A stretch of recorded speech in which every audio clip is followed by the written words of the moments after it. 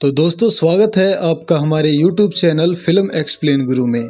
कहानी की शुरुआत होती है एक शांत कमरे से, जहां टॉम नाम का एक शख्स साइकेट्रिस्ट के सामने बैठा है। ये उसका मेंटल हॉस्पिटल में आखिरी दिन है। पिछले 11 साल से टॉम यहीं बंद था क्योंकि उसे एक गंभीर बीमारी थी, हेल्यूसिनेशन, यानी दिमाग में पैदा होने वाले झूठे भ्रम। कभी उसे ऐसे लोग दिखते थे जो असल में होते ही नहीं, और कभी वो ऐसी चीजें सुन लेता था जो कोई और नहीं सुन पाता। लेकिन अब उसकी हालत काफी हद तक सुधर चुकी थी। आज वो आजाद होने वाला था।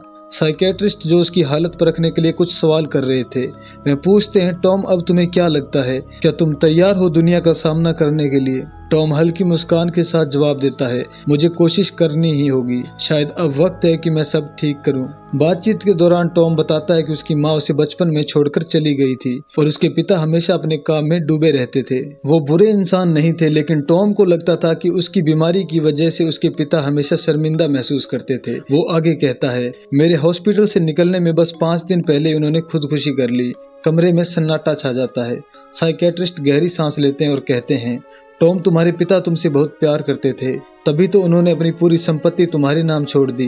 अब बीती बातों को पीछे छोड़ दो, जिंदगी तुम्हें दोबारा मौका दे रही है, उसे मत गंवाना। और जाते जाते डॉक्टर उसे एक जरूरी बात समझाते हैं, डर को काबू में रखना सीखो टॉम, और हमेशा अपनी आंखों पर नहीं अपने दिमाग पर भरोसा करना। क्लिनिक से निकलते हुए टॉम के चेहरे पर हल्की राहत तो थी, लेकिन कहीं न कहीं एक अनजाना डर भी।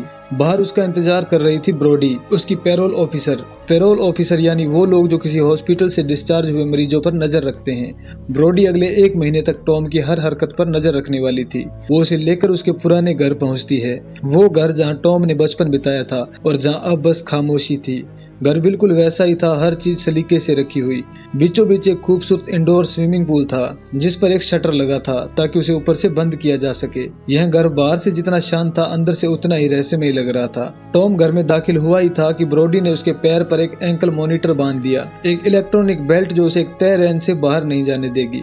ब्रोडी ने सख्त लहजे में कहा, याद रखना टॉम, अगर तुमने इस घर की सीमा को पार किया तो ये मॉनिटर अलार्म बजा देगा और पुलिस तुम्हें फिर से उसी मेंटल हॉस्पिटल में पहुंचा देगी। अब इसके बाद वो उसे लिविंग रूम में ले जाती है और एक पुराने टेलीफोन की तरफ इशारा करती है। उस फोन के ऊपर एक छोटा कैमरा लगा था। वो बताती है, हर दिन 2 बार इस फोन पर कॉल आएगा, तुम्हें कॉल उठाना होगा और कैमरा अपने आप तुम्हारी फोटो ले लेगा। अगर 10 रिंग तक फोन नहीं उठाया तो पुलिस यहाँ होगी। टॉम बस सिर हिलाता है। ब्रोडी आखिरी बार उसे घूर कर देखती है और बाहर निकल जाती है। अब घर में सिर्फ टॉम था और उसके साथ थी वो खामोशी जो किसी चीख से भी ज्यादा डरावनी थी। वो अपने पिता के कमरे में गया जहाँ सब कुछ वैसे ही था जैसे सालों पहले छोड़ा गया था। वो पलंग पर बैठा ही था कि अचानक कमरे के शीशे वाले वार्डरोब में उसे कुछ अजीब सी परछाई दिखी, लेकिन जब पलट कर देखा वहाँ कोई नहीं था। अचानक पास रखा फोन बज उठा। स्क्रीन पर लिखा था 1007। टॉम ने रिसीव किया। दूसरी तरफ कोई आवाज नहीं, बस तेज सांसों की आवाजें आ रही थी। वो घबरा गया और तुरंत फोन काट दिया। उसके दिल की धड़कनें बढ़ने लगी। वो बिना रुके सीधा अपने पुराने कमरे की तरफ गया, वो कमरा जिसमें वो बचपन में खेला करता था। वहां उसे एक पुराना बॉक्स मिला जिस पर उसका नाम लिखा था, टॉम। बॉक्स के अंदर थे उसके पुराने खिलौने, कुछ तस्वीरें और बहुत सी अधूरी यादें। अब अगली सुबह टॉम की नींद एक फोन कॉल से खुलती है। इस बार हॉस्पिटल से कॉल आया था। वो जल्दी से कॉल उठाता है, अपना नाम बताता है और कैमरा उसकी तस्वीर क्लिक कर लेता है। अब वो सोचता है कि कुछ खाने का इंतजाम किया जाए। वो पास के स्टोर से खाना मंगवाता है और थोड़ी देर बाद दरवाजे पर दस्तक होती है। टॉम दरवाजा खोलता है। सामने खड़ी होती है एक खूबसूरत लड़की जिसका नाम होता है लिन। वो मुस्कुराते हुए कहती है, आपने खाने का सामान मंगवाया था। टॉम उसे देखता ही रह जाता है। जब वो दहलीज पर कदम रखता है तभी एंकल मॉनिटर जोर से बीप करने लगता है। वो जल्दी से रुकता है और कहता है, वो उस लड़की से कहता है कि क्या तुम सामान अंदर रख दोगी, मैं बाहर नहीं जा सकता। लिन मुस्कुराकर अंदर आ जाती है। घर में बज रहे पुराने गानों को सुनकर वो पूछती है, तुम्हें ये पुराने गाने पसंद है? टॉम हल्का हंसते हुए जवाब देता है, दरअसल मुझे नए गानों का कोई आइडिया ही नहीं। कुछ मिनट दोनों बातें करते हैं। टॉम को पहली बार किसी इंसान से जुड़ाव महसूस होता है, लेकिन तभी उसे याद आता है ब्रोडी की सख्त चेतावनी, घर के अंदर कोई भी अजनबी नहीं आना चाहिए। वो हल्के से कहता है, मुझे माफ करना, तुम्हें अब जाना चाहिए। लिन जाते जाते उसे एक म्यूजिक डिस्क देती है, इन गानों को सुनना शायद तुम्हें अच्छा लगे, और वो मुस्कुराकर चली जाती है। अब टॉम के होठों पर हल्की सी मुस्कान आती है, लेकिन उसके मन में कहीं एक अजीब सी बेचैनी भी उठती है। रात को जब वो लिन की दी हुई डिस्क लगाता है तो नए गाने बजने लगते हैं और टॉम बैठकर लिन सीन की तस्वीर बनाने लगता है। तभी फोन बज उठता है। वो कॉल उठाता है और फिर वही सांसें, फिर वही सिसकियां। टॉम डर के मारे फोन पटक देता है। तभी ऊपर के कमरे से कदमों की आवाजें आने लगती है। वो धीरे धीरे ऊपर बढ़ता है, लेकिन जब नीचे झुकता है तो देखता है कि उसका पुराना पालतू कुत्ता है जो सालों पहले मर चुका था। वो डर के मारे पीछे हटता है और देखता है उसके पिता की लाश फर्श पर पड़ी है और वही कुत्ता उसका चेहरा नोच रहा है। टॉम की सांस रुक जाती है। वो खुद से बुदबुदाता है, ये सच नहीं है, ये बस मेरा भ्रम है। वो आंखें बंद करता है और जब दोबारा खोलता है तो सब कुछ गायब हो जाता है। लेकिन अगले ही पल उसके पीछे कोई खड़ा होता है। वो मुड़ता है, वहीं उसके पिता की लाश आधा चेहरा कटा हुआ और धीरे धीरे उसका कंधा पकड़ती है। अब टॉम चीखते हुए पीछे हटता है, पर जब आंखें दोबारा खोलता है तो कोई नहीं होता। उसे एहसास होता है कि उसका हेल्यूसिनेशन वापस लौट आया है। वो भागकर अपनी एंटीसाइकोटिक दवा लेता है और गोलियां निगल जाता है, लेकिन तभी दीवारों के अंदर से खुरचने और फुसफुसाने की आवाज आने लगती है। अब टॉम उन अजीब आवाजों का पीछा करता हुआ स्टडी रूम तक पहुंच चुका था। वो सावधानी से चारों तरफ नजर दौड़ाता है, लेकिन तभी कमरे के एक कोने में रखी भारी लकड़ी की अलमारी अचानक जोर से हिलने लगती है, जैसे किसी ने उसे पीछे से धक्का मारा हो। टॉम के हाथ पैर सुन्न पड़ जाते हैं। उसका दिल इतनी जोर से धड़क रहा था जैसे अभी सीने से बाहर निकल जाएगा। उसे शक हुआ क्या अलमारी के पीछे कुछ है। वो कांपते हुए हाथों से अलमारी को धीरे धीरे सरकाता है और जैसे उसे एक तरफ खींचता है उसकी आंखें फटी की फटी रह जाती है। अलमारी के पीछे एक सीक्रेट डोर था। टॉम हिम्मत करके अंदर कदम रखता है और खुद को पाता है एक अंधेरे तंग गलियारे में, जहाँ हवा भी किसी अनदेखे डर की तरह ठहरी हुई थी। वो आगे बढ़ता है तो दीवारों पर छोटे छोटे ढक्कन दिखते हैं। उन्हें खुला तो हर कमरे के अंदर झांका जा सकता था, यानी इस पूरे गलियारे से घर के हर कोने पर निगरानी रखी जा सकती थी। टॉम के रोंगटे खड़े हो जाते हैं। ये किसने बनाया था और क्यों? वो धीरे धीरे गलियारे से होते हुए अपने कमरे के पास पहुंचता है और जैसे ही दीवार के छेद से झांकता है तो उसके होश उड़ जाते हैं। कमरे के अंदर वो खुद खड़ा था, उसी जैसे चेहरे वाला, वही कपड़े, सब कुछ। टॉम को लगा जैसे उसका दिमाग फट जाएगा। वो जोर से पीछे हटता है और भागते हुए घर से बाहर निकल जाता है, लेकिन जैसे उसने दहलीज पार की तो उसके एंकल मॉनिटर से अलार्म बजने लगा। अब अगर पैरोल ऑफिसर को पता चल गया कि वो घर से बाहर निकला है तो वो सीधा उसे मेंटल हॉस्पिटल में भिजवा देगी। अब डर के मारे टॉम वापस अंदर लौट आता है, पर अब घर पूरी तरह बदल चुका था। दरवाजे अपने आप खुल रहे थे, बंद हो रहे थे। दीवारों के पीछे से अजीब अजीब आवाजें आ रही थी, जैसे कोई अदृश्य शख्स हर वक्त उसके आसपास घूम रहा हो। अब ये सब देखकर टॉम पूरी तरह से घबरा गया। वो अब और बर्दाश्त नहीं कर पा रहा था। उसने कांपते हाथों से फोन उठाया और ब्रोडी को कॉल किया। फोन उठाते ही ब्रोडी की सख्त आवाज आई। क्या हुआ टॉम, फिर से कोई गड़बड़ की क्या? टॉम ने डरते हुए कहा, नहीं ब्रोडी, मैं बस बहुत डर गया हूँ। इतने सालों से मैं कभी इतना अकेला नहीं रहा। ब्रोडी उसकी हालत समझ गई और थोड़ी देर बाद खुद उसके घर पहुंच गई। पहली बार टॉम को उसे देखकर राहत मिली थी। उसने ब्रोडी को उन आवाजों और अजीब घटनाओं के बारे में बताया। ब्रोडी ने मुस्कुरा कर कहा, इतने बड़े और पुराने घर में ऐसी आवाजें आना बहुत नॉर्मल है टॉम। उसका बर्ताव टॉम को अच्छा लगा। उसने कहा, शुक्रिया ब्रोडी, मुझे नहीं पता था कि तुम इतनी अच्छी हो। ब्रोडी ने मुस्कुराते हुए जवाब दिया, मैं हर चीज में अच्छी हूँ। लेकिन टॉम को नहीं पता था कि ब्रोडी के दिमाग में कुछ और चल रहा था। अब ब्रोडी को लगा कि टॉम ने इतनी देर रात बुलाया, मतलब वो उसके करीब आना चाहता है। इस गलतफहमी में ब्रोडी ने टॉम को किस करने की कोशिश की, लेकिन टॉम पीछे हट गया। नहीं ब्रोडी, तुम मुझे गलत समझ रही हो, मेरा ऐसा कोई मतलब नहीं था। अब ये सुनकर ब्रोडी पूरी तरह से भड़क गई। उसने गुस्से में आकर टॉम के सिर पर सेंटर टेबल दे मारा और चिल्लाई, तुम अपने आप को क्या समझते हो, मेरे साथ खिलवाड़ करोगे? फिर उसने उसकी एंटीबायोटिक दवाई छीन ली, वही दवाई जो उसे हेल्यूसिनेशन से बचाती थी। टॉम अब अकेला था और दवा भी नहीं थी। अब रात और गहरी होती जा रही थी। चारों तरफ अजीब आवाजें गूंज रही थी। डर के मारे टॉम हथौड़ी लेकर कमरे के एक कोने में बैठ गया। अंत में उसने खुद को शांत करने के लिए एक कप सिरप पी लिया और किसी तरह से नींद में चला गया। अगली सुबह जब वो उठा तो सब कुछ नॉर्मल लग रहा था। वो सोचता है शायद कल रात बस मेरा भ्रम था।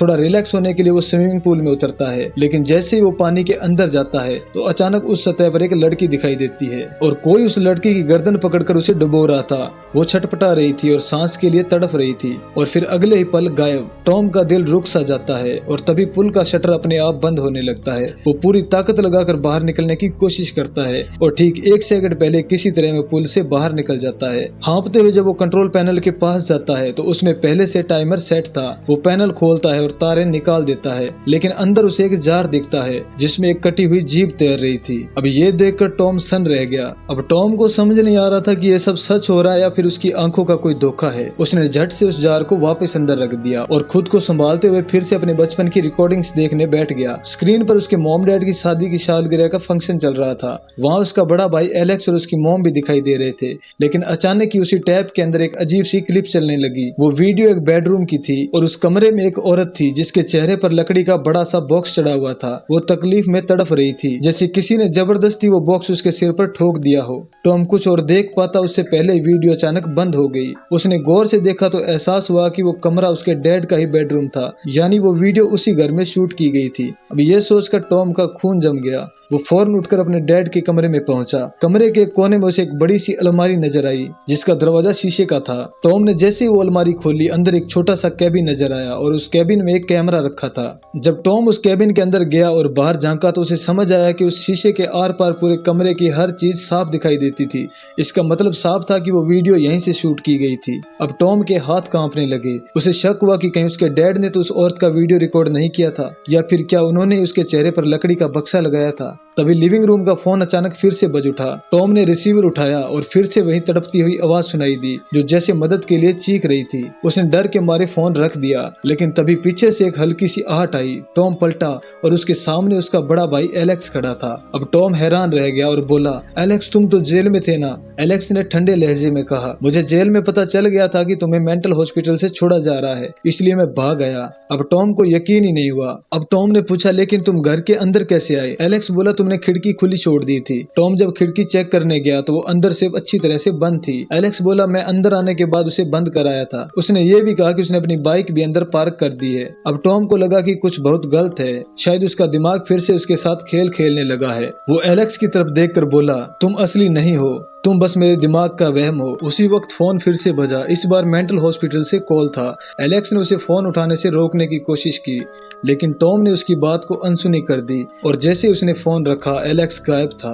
तभी लिन का कॉल आया। लिन ने कहा, हाय टॉम, क्या तुमने मेरे सारे गाने सुन लिए? दरअसल मैं उसमें एक आखिरी ट्रैक डालना भूल गई थी और सोच रही थी कि मैं खुद आकर दे दूं। टॉम को अचानक याद आया कि उसकी दवाई खत्म हो चुकी है और कल रात ब्रोडी उसकी दवाई लेकर चली गई थी। उसने लिन से कहा, लिन जब तुम आओ तो मेरे लिए दवा लेकर आना, मैं तुम्हें नाम भेज देता हूँ। लिन ने हाँ कह दिया और थोड़ी देर बाद वो घर पहुँच गई। टॉम उसे देखकर बहुत खुश हुआ, लेकिन लिन ने बताया कि उसे वो दवाई नहीं मिली जो टॉम ने मंगाई थी। उसने कहा, लेकिन ये दूसरी दवा भी वैसी ही असर करती है। टॉम ने दवा ले ली। फिर उसने लिन से कहा, अगर पैरोल ऑफिसर ने तुम्हें यहाँ देख लिया तो मुझे फिर से मेंटल हॉस्पिटल भिजवा देंगे। मुझे बस 30 दिन पूरे करने हैं, प्लीज तुम अभी चली जाओ। लिन उसकी बात समझ गई और निकलने लगी, लेकिन तभी उसकी नजर दीवार पर पड़ी। वहाँ उसकी खुद की तस्वीर टंगी थी जिसे टॉम ने अपने हाथों से बनाया था। लिन चौंक कर बोली, क्या तुमने ये तस्वीर बनाई है? फिर मुस्कुराते हुए बोली, मैं हमेशा चाहती थी कि कोई मुझे नोटिस करे, पर मुझे नहीं पता था कि मैं इतनी खूबसूरत हूँ। टॉम के मुंह से अनजाने में निकल गया, तुम सच में बहुत खूबसूरत हो। अब ये सुनकर लिन थोड़ी शर्मा गई,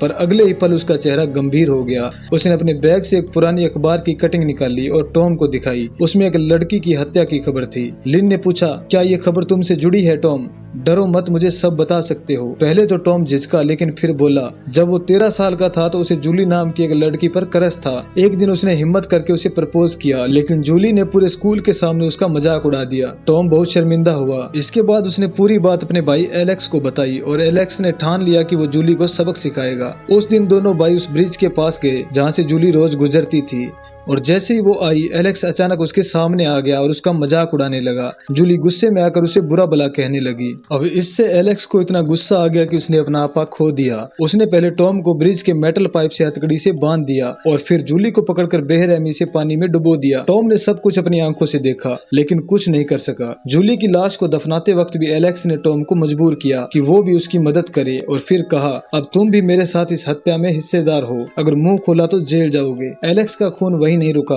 उसने एक और लड़की की हत्या की और इस बार पकड़ा गया। तब जाकर जूली की हत्या का सच सामने आया। टॉम भी पहली हत्या में शामिल होने के कारण दोषी ठहराया गया। इन सब घटनाओं ने उसे तोड़ दिया और उसकी मानसिक हालत बिगड़ गई। आखिरकार उसे मेंटल हॉस्पिटल भेज दिया गया, जबकि एलेक्स जेल चला गया। सब कुछ बताने के बाद टॉम ने लिन को घर से जाने को कहा। लिन के जाते ही उसे अपने डैड की आवाज सुनाई दी, टॉम मुझे लगता है अब तुम्हें अच्छा महसूस हो रहा होगा। टॉम ने अंदर जाकर देखा, एलेक्स फिर से वहाँ था। वो एक वीडियो चला रहा था। उसमें उनके डैड थे जो मरने से पहले टॉम से माफी मांग रहे थे। टॉम हमेशा सोचता था कि उसके डैड उससे नफरत करते थे, लेकिन ये देखकर उसकी आंखों में आंसू आ गए। वो समझ गया कि उसके डैड उसे समझते थे। लेकिन तभी एलेक्स भड़क उठा, वाह कमाल है, तो अब पता चला मॉम ही हमसे नफरत करती थी, उन्हें तो बस अपने काम से मतलब था।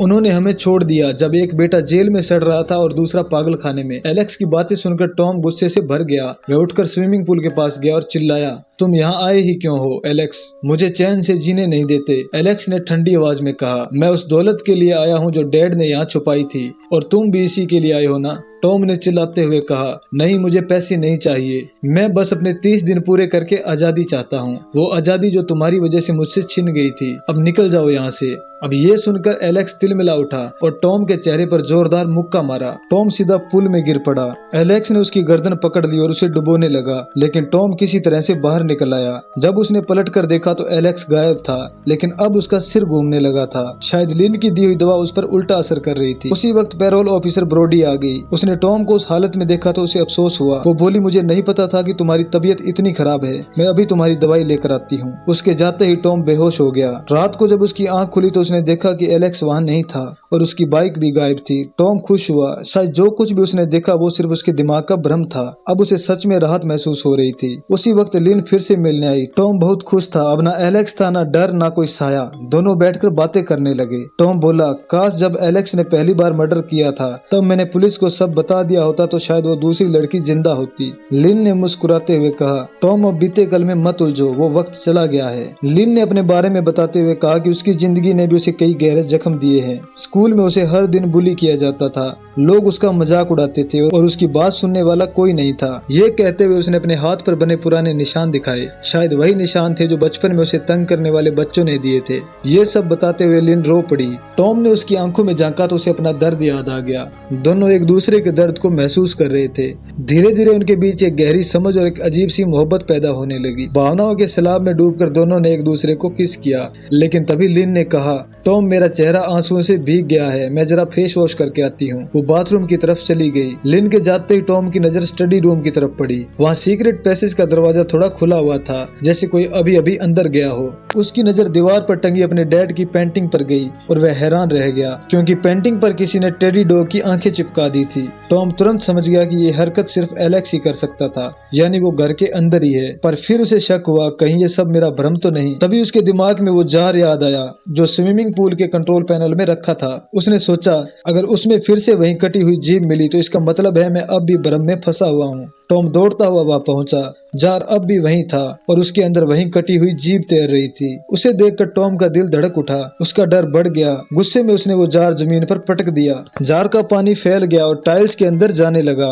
टॉम ने गौर से देखा, नीचे कुछ हलचल थी।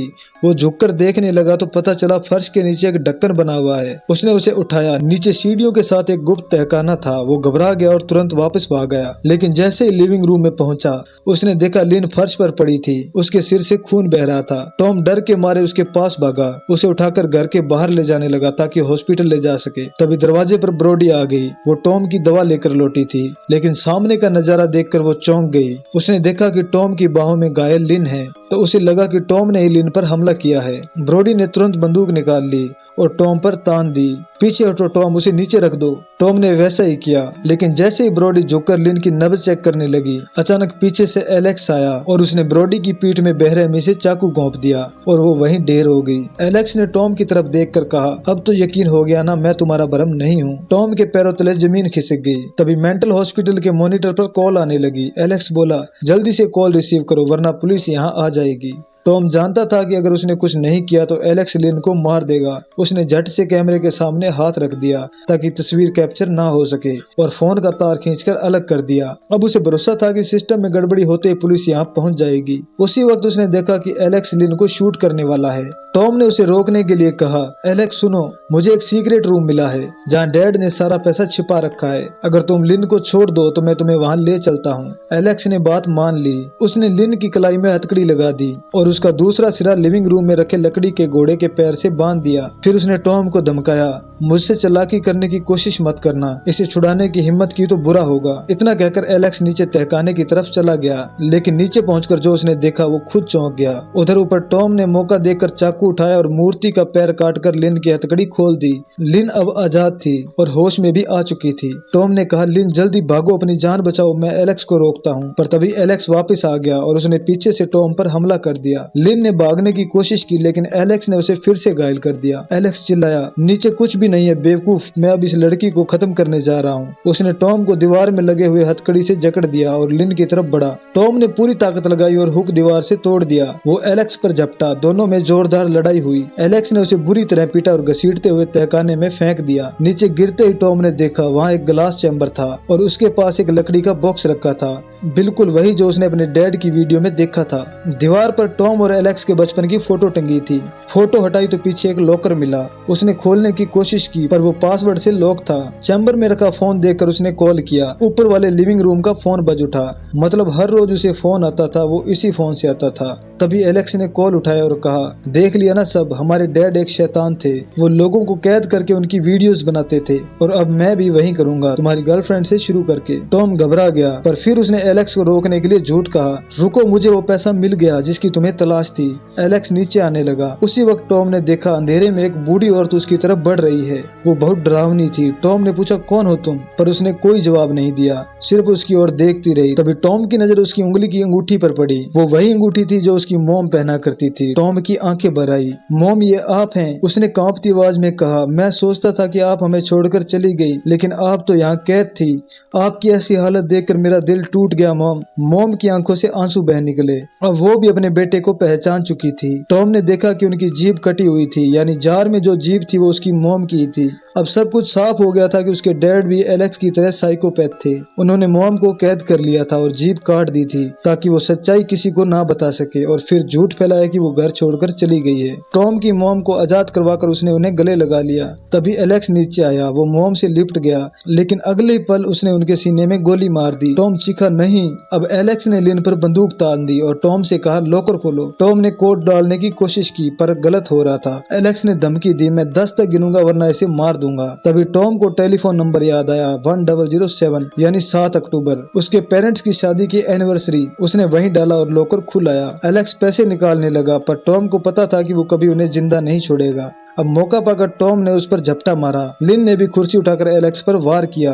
गोलियों की आवाज गूंजी। अब एक गोली सीधी ऊपर बने स्विमिंग पूल की पाइप में लगी, जिससे पानी का फवारा छूट गया और तहखाना भरने लगा। लिन और टॉम सीढ़ियां चढ़ने लगे। एलेक्स ने पीछे से टॉम का पैर पकड़ लिया। हम दोनों साथ जिएंगे और साथ मरेंगे। टॉम ने गुस्से में उसे लात मार दी और कहा, अब खत्म हो गया ये सब। तभी उनकी मॉम पीछे से आई। उन्होंने एलेक्स की गर्दन में लोहे की जंजीर डाल दी और उसे पकड़े रही। टॉम सीखता रहा, मॉम छोड़ दो, पर उन्होंने नहीं छोड़ा। पानी बढ़ता गया और आखिरकार दोनों एलेक्स और मॉम पानी में डूब गए। टॉम और लिन किसी तरह से ऊपर निकल आए। दोनों ने एक दूसरे का हाथ कसकर पकड़ लिया। अब पहली बार टॉम के चेहरे पर सुकून था। कुछ देर बाद पुलिस पहुंची। अब अफसर ने पूछा, क्या तुम भी टॉम वॉकर हो? क्या ये तुम्हारा घर है? टॉम ने हल्की मुस्कुराहट के साथ जवाब दिया, हाँ, अब ये घर पूरी तरह मेरा है। असल में ये घर उसके दिमाग का प्रतीक था। शुरुआत में वह अपने घर यानी दिमाग पर काबू नहीं कर पाता था, लेकिन अंत में उसने अपने डर, अपने अतीत, अपने अंदर के पागलपन को हरा दिया। अब उसका घर, उसका मन दोनों पूरी तरह से उसके अपने थे। और इसी के साथ इस कहानी का अंत हो जाता है। तो दोस्तों, कैसी लगी ये कहानी कमेंट में जरूर बताएं। मिलते हैं किसी और वीडियो में, तब तक के लिए गुड बाय।